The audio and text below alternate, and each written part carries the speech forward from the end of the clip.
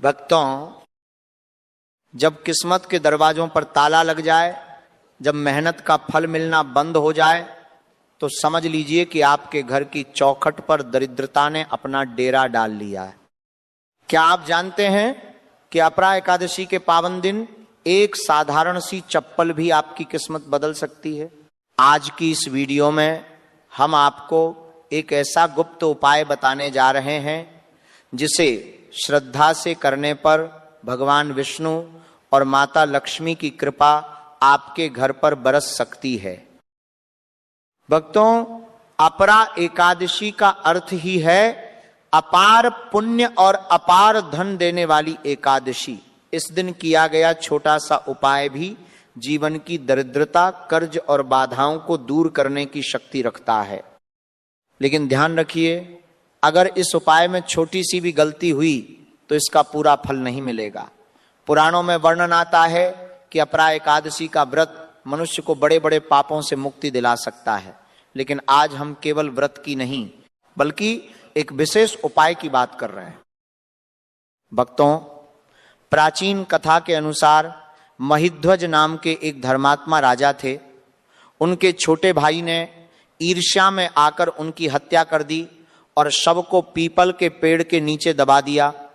अकाल मृत्यु के कारण राजा प्रेत बन गए और लोगों को परेशान करने लगे।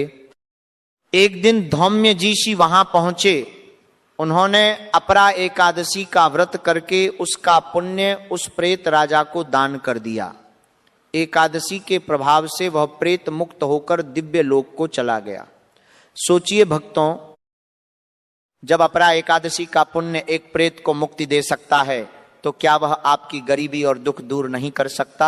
अब ध्यान से सुनिए वह चप्पल वाला उपाय।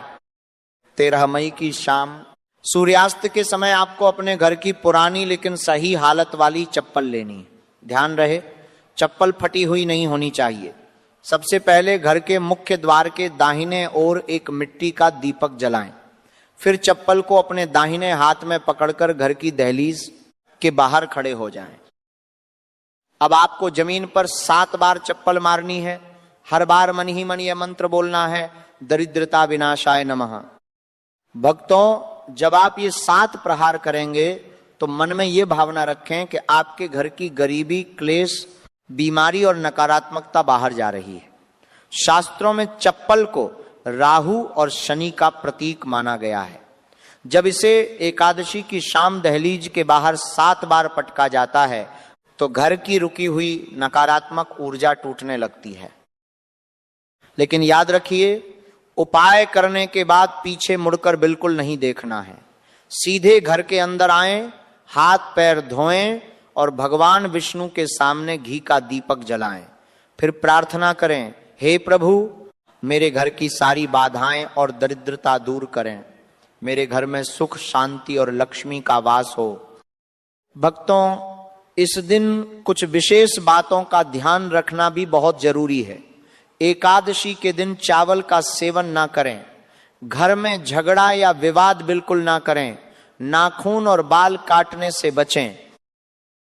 अगर संभव हो तो पीले वस्त्र धारण करें, क्योंकि पीला रंग भगवान विष्णु को अत्यंत प्रिय है। और एक खास उपाय, रात में तुलसी माता के पास घी का दीपक जलाकर 11 बार परिक्रमा करें। इससे कुंडली के अशुभ ग्रह भी शांत होने लगते हैं। भक्तों, याद रखिए, उपाय केवल माध्यम है, असली शक्ति आपके विश्वास में होती है। जब आप पूरी श्रद्धा से ये उपाय करेंगे तो आपका मन हल्का महसूस होगा। ऐसा लगेगा जैसे कोई भारी बोझ उतर गया हो।